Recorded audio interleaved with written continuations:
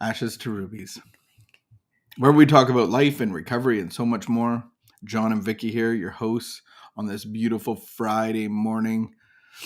What's Think. Think. That's our title. That's for our today. title today. Think. Think. Are you thinking? I'm thinking. Overthinking? Mhm. Is that your what's your do biggest struggle right now? Like this week. What's been your biggest struggle? I have not worked out in February. Oh wow. Which is so sad to me. I wish that was my biggest struggle, but it's not even. What's your biggest struggle? It's worse than that. No, it's not worse. It's just different. My biggest struggle right now, I think, is like trying to remember everything. Like I feel like I've been in my basement on Zoom where all my stuff is, and now we're entering a new era of building in a project. And sometimes I just Change and adjustment can be very difficult. It's not like, is it a struggle? Sometimes I just, in our little construction zone, I feel like I lose things all day long. Like, and it's not even that big. Like, where's the tape measure? You know how many times I lose a tape measure? And there are 3 of them. All the tools are right here on these 2 shelves, and I can't find anything. I know, it's crazy. So your biggest struggle is not working out? That's, yeah, it's a bit of a regret. Like, if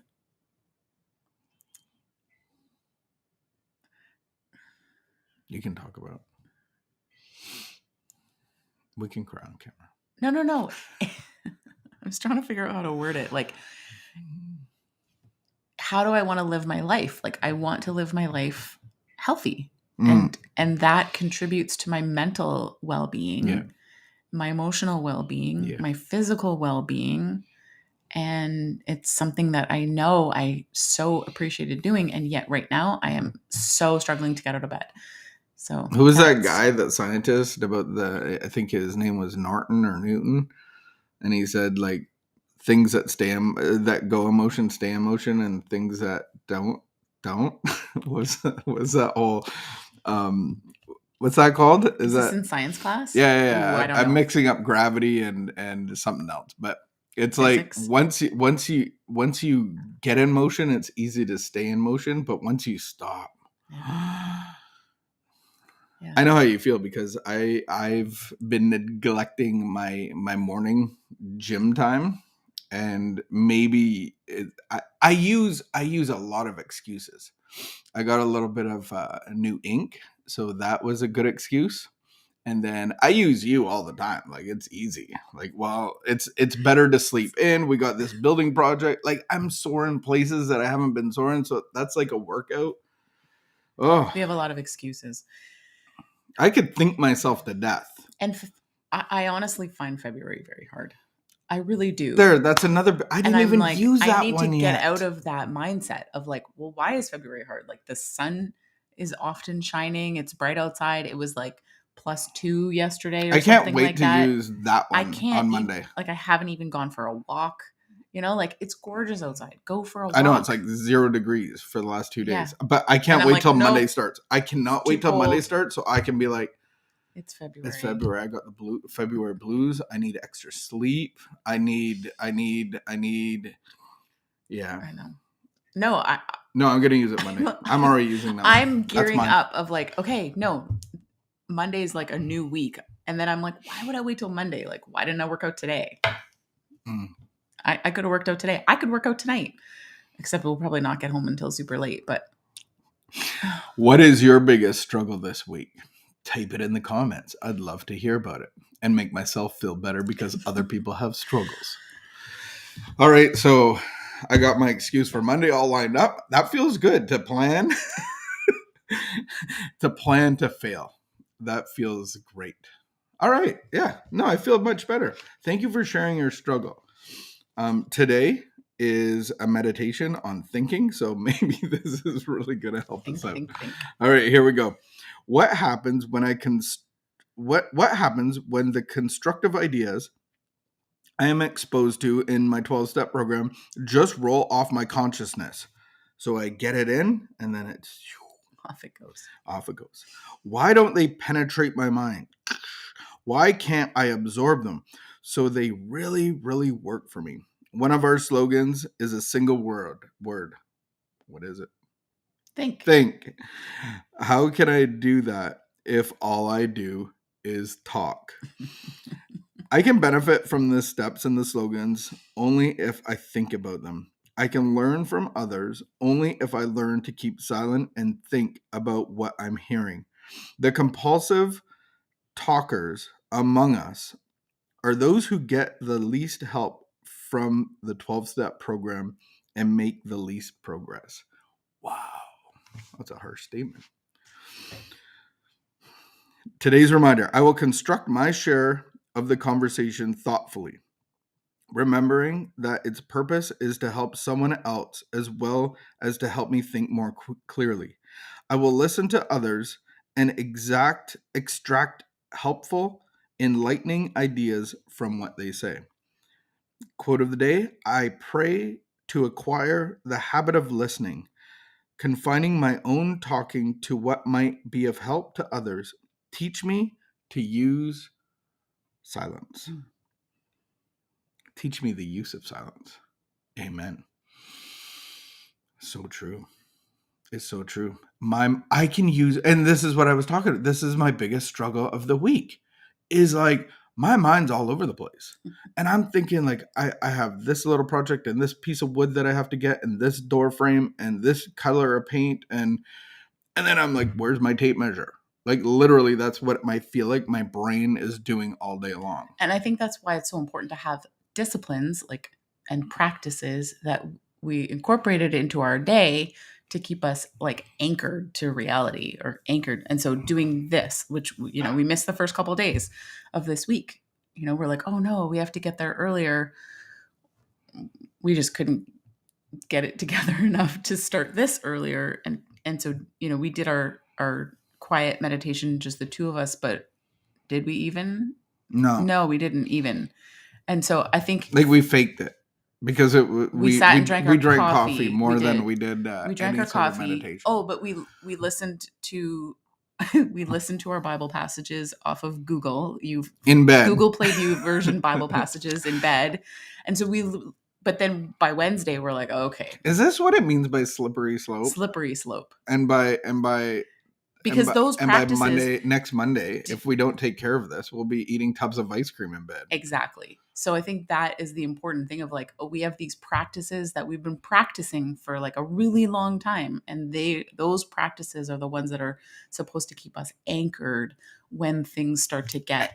And I feel like all of COVID, baseball analogy, I was getting fastballs. And you get really good at hitting fastballs, like click, out of the park. And now I got curveballs coming at me. I got spitballs coming at me. I got knuckleballs coming at me. And so then it's like messing up my routine. And I feel like that's where I'm slipping. But it's causing my mind to go in circles a lot more than which I want it to. I think, you know, a different season and a period of adjustment to a different season and a different pace and a different routine is understandable. But then do I pause and ask God, like, okay, what is it that am I missing? You know, what would you like to show me? What would you have me be? Instead of me think, trying to figure everything out for myself. Like, do I go to God and say, like, I think you have a better way. So can you just show me what that better way is? And I appreciate that we had those practices and so we knew the rhythm, we knew the routine, we know what we need. We saw what we need. And so now we're like, okay, let's get back to having our morning quiet time. Let's get back to our meditations. The routine that causes our thinking to be, what's the word? Effective. Because even on Wednesday, when I got to our meeting, we do our weekly meeting at noon Wednesdays, and I was coming in last second. And I'm like, I don't even like that. Like, it's not like, and I have all new equipment and I haven't really set it up properly. So, it doesn't allow me to receive the message that's happening in the meeting even.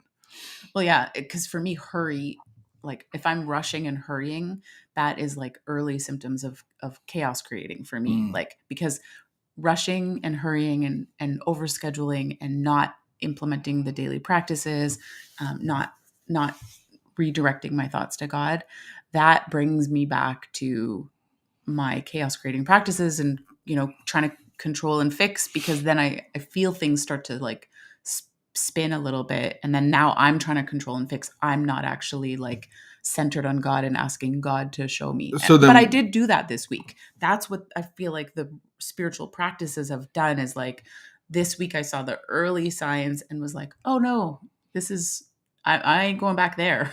I'm not going back to that. And so I'm intentionally pausing throughout the day. I'm intentionally doing I'm still doing a lot of the things that I know are. So then when we say think, that's the slogan. With your genre of addiction, one of your things when you transcribe the big book, you instead of saying drink, you say overthink, thinking. Yeah. So then if we have this meditation today, how do you not get into overthinking?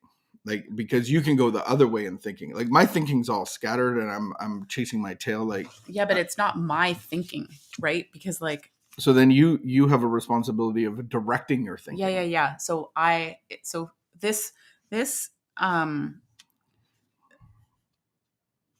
this actually ended with the quote that said, "I pray to acquire the habit of listening, confining my own talk to what might be of help to others. Teach me the use of silence."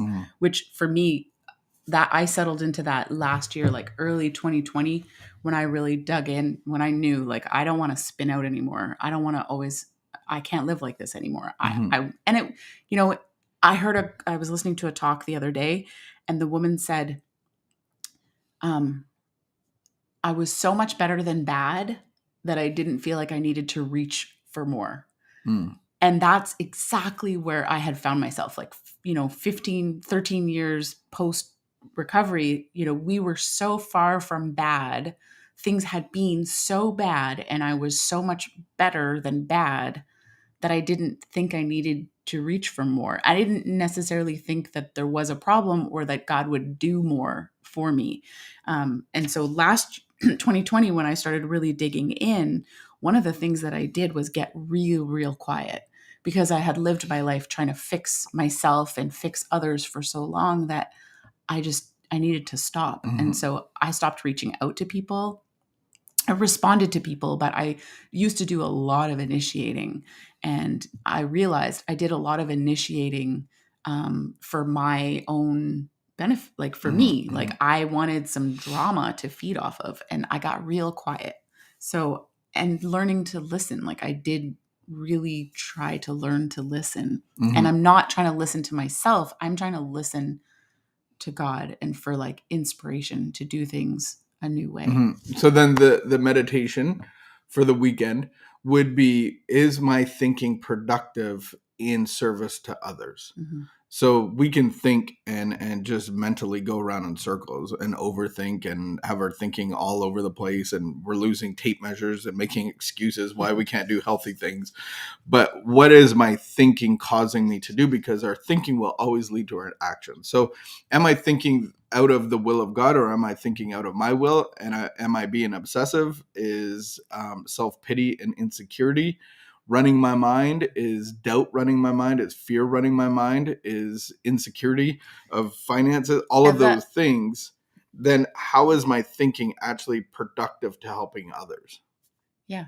But I think we can't do that practice without learning the art of silence, like practicing silence and meditation. That's because my thinking, if we had the power to control our thinking, then we wouldn't need God. So we do need God, but we can also implement healthy practices, prayer, meditation, writing out lists, doing all those little things to actually join in God's ability to help our minds and guide our minds.